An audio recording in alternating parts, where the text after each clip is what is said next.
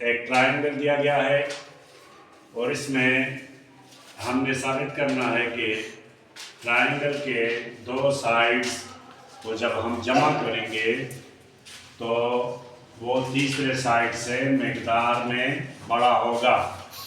तो अगर ये बड़ा साइड जो कि इस वक्त इस ट्रायंगल में नज़र आ रहा है वो BC है, चूँकि BC खुद AC से बड़ा है या ABC बड़ा है, तो अगर मैं BC का इन दोनों के साथ जो छोटे साइड्स हैं वो अगर मैं जमा करूं और BC से बड़ा साबित करूं तो बाकी तो खुद ब खुद साबित हो जाएंगे। क्योंकि फिर AB और BC तो AC से बड़ा होगा और AC और BC AB से बड़ा होगा, क्योंकि AC खुद ब खुद AB से बड़ा है। तो जब छोटे साइड जमा करूंगा तो इससे जो बड़े साइड से बड़ा साबित करूंगा तो ये बात साबित हो जाएगी। वैसे तो ये तीनों साबित करने हैं, लेकिन तीनों नहीं करने, क्योंकि BC तो खुद बड़ा है AB से और BC खुद बड़ा है AC से। तो जो छोटे साइड्स हैं दो, वो अगर हम जमा करें और इस बड़े साइड से हमने साबित किया कि वो जो बड़ा है, तो फिर यही बात हमने साबित करनी है। गिवन में आपको क्या है, गिवन में दिया हुआ है ए ट्रायंगल ABC। इसमें BC जो है वो बड़ा है AB से और BC वो बड़ा है AC से। तो ये दोनों छोटे साइड्स को मैं जमा करूंगा और इस साइड से मैं साबित करूंगा कि बड़ा है। टू प्रूव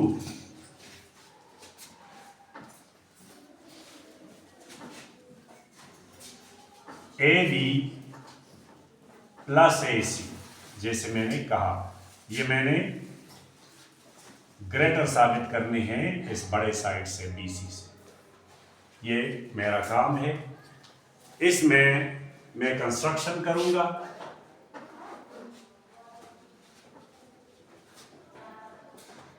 कंस्ट्रक्शन में मैं इस जो ये एंगल है इसका बाइसेक्टर ड्रा करूंगा, जो कि BC को पॉइंट D पर इंटरसेक्ट करेगा। I drew the bisector of angle A, which meets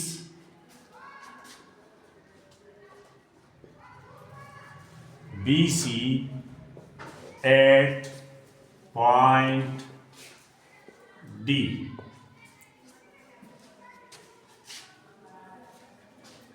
और बाइसेक्टर का नाम जो है वो AD है।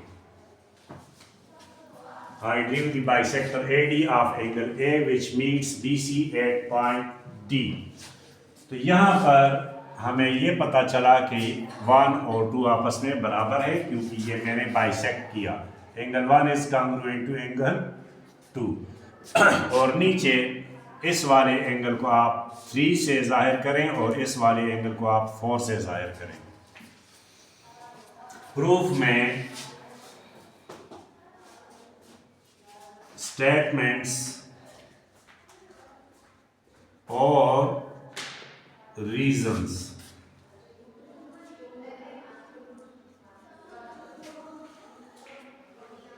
अब इसमें आपको दो ट्रायंगल्स नज़र आ रहे हैं।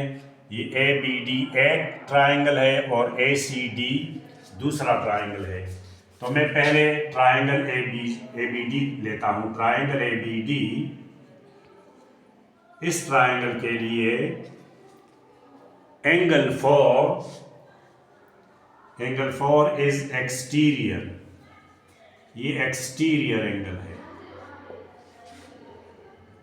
एक्सटीरियर एंगल क्या होता है, मैं साबित करने लगा हूं कि ये जो एंगल 4 है ये मैं एंगल 1 से और एंगल B से बड़ा साबित करने लगा हूँ कि ये दोनों के मजमूए के बराबर होगा।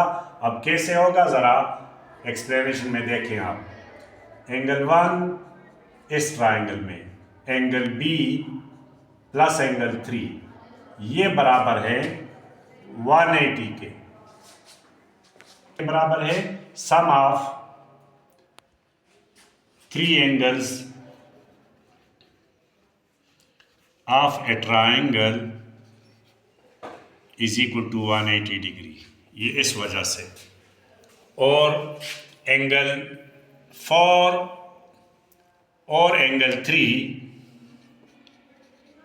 इसका मजमूआ भी 180 है। क्यों? ये सप्लीमेंट्री एंगल्स हैं, इस वजह से।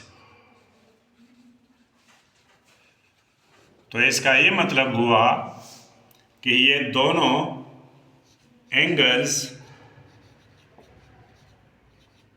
बराबर हो गए, क्योंकि दोनों का मजमूआ 180 है।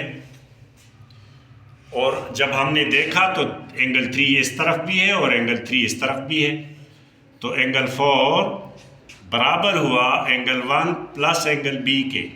देखें आप, एंगल 1 ये, एंगल बी ये, ए बी डी ट्राइंगल में, और एंगल 4 ये एक्सटीरियर है। तो ये हमने साबित किया कि इन दोनों के मजमूए के बराबर है।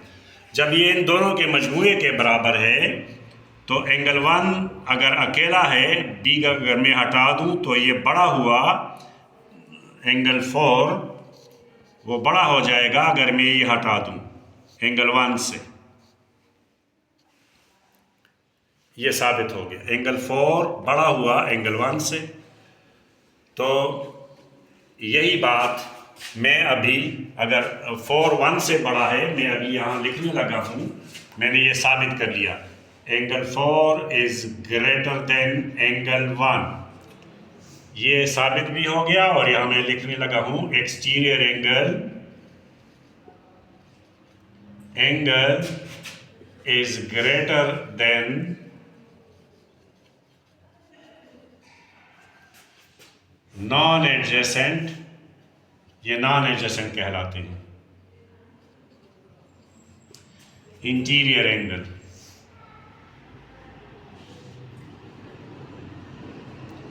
इंटीरियर एंगल, ये जो एंगल है ये एक्सटीरियर है ए बी डी के लिए, और angle 1 non adjacent. Non adjacent angle 4 का एडजेसेंट ये है, और ये भी नॉन एडजेसेंट है, और ये भी नॉन एडजेसेंट है, पड़ोसी नहीं है इसका। पड़ोसी मतलब क्या है? एडजेसेंट किसे कहते हैं? जिसमें एक आर्म कॉमन हो। तो इस एंगल में और इस एंगल में ये वाला आर्म कॉमन है, लेकिन इसका इस एंगल के साथ कुछ भी कॉमन नहीं है। और इसी तरह एंगल 1 का भी इस एंगल के साथ कुछ भी कॉमन नहीं है। तो ये इसलिए नॉन एडजेसेंट एंगल हुआ और इंटीरियर है, इसलिए 4 बड़ा है 1 से। अच्छा, अब जब 4 1 से बड़ा है तो 4 2 से भी बड़ा है, 4 2 से भी बड़ा है। क्यों? क्योंकि 1 और 2 ये आपस में इक्वल हैं, ये गिवन में है। ये देखें यहाँ पर angle 1 is congruent to angle 2, इस वजह से ये 4 बड़ा है 2 से। तो इसका मतलब क्या हुआ? अभी आप इस ट्रायंगल में आ जाएं तो एंगल 4 का अपोजिट साइड AC है ये, तो AC बड़ा हुआ 2 के अपोजिट साइड से, यानी CD से। 2 बड़ा हुआ CD से, AC बड़ा हुआ CD से। क्यों? इसका एंगल बड़ा है। तो AC बड़ा है, लंबा है CD से। वजह क्या है? ये साइड्स हैं, side opposite to the greater angle is longer, तो फिर वो बड़ा होगा, लॉन्गर। इसी तरह अब दूसरे ट्रायंगल में इसको आप 1 कहें। अब एक और ट्राइंगल में ए बी डी था, अब ए सी डी लें। ट्राइंगल ए सी डी, उसके लिए एंगल 3 एक्सटीरियर है। ए सी डी के लिए एंगल 3 एक्सटीरियर है। तो एंगल 3 जब एक्सटीरियर है तो ये बड़ा हुआ किससे? 2 से। Angle 3 is greater then angle 2y, वही वजह है एक्सटीरियर एंगल यहां पर ये दोबारा लिखें। तो जब एंगल 3 एक्सटीरियर हुआ और एंगल 2 नॉन एडजेसेंट हुआ तो ये बड़ा होगा, जैसे मैंने यहाँ एक्सप्लेन किया। अब एंगल 3E बड़ा होगा एंगल 1 से, तो आप दोबारा यहाँ ये लिखें कि 1 और 2 बराबर है। जब 2 से बड़ा है तो 1 से भी बड़ा होगा, इसकी वजह ये है। अच्छा, जब 3 से बड़ा है, 3 बड़ा है, तो 3 का अपोजिट साइड यानी 3 का अपोजिट ये ए बी है, आपको नजर आ रहा है, और 1 का अपोजिट बी डी है। तो इसका ए बी ग्रेटर होगा इसके बी डी से। तो ये हमने दूसरा इक्वेशन भी, ये भी साबित हो गया।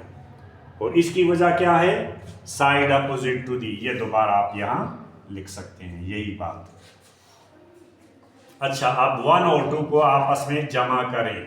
इसको और इसको आप जमा करें तो लेफ्ट को लेफ्ट के साथ, यानी A C plus A B is greater than, जब ये बड़ा है और ये भी बड़ा है, तो जब बड़े को बड़े के साथ जमा करें और छोटे के साथ छोटे को जमा करें, C D plus B D, तो जो बड़े हैं वो बड़े रहेंगे, जो छोटे हैं वो साइड छोटा रहेगा। तो ये क्या है? मैंने by adding 1 and 2, by adding equation 1 and equation 2 मैंने ये जमा किया। अच्छा, तो आप यहाँ देखें, अगर मैं बी डी को सी डी के साथ जमा करूं तो इससे हासिल हुआ B C, B D plus D C equal to B C. तो मैं इन दो, इसकी जगह मैं बी सी लिख सकता हूं, और ये अपनी जगह पे लिखें, A C plus A B is also greater than, इसका यहां से जब हम जमा करेंगे तो बी सी हासिल हो जाएगा। और यही हमने साबित करना था, तो ये साबित हो गया। बस आज का ये थ्योरम था, मेरे ख्याल में आपको समझ आ गया होगा। कहीं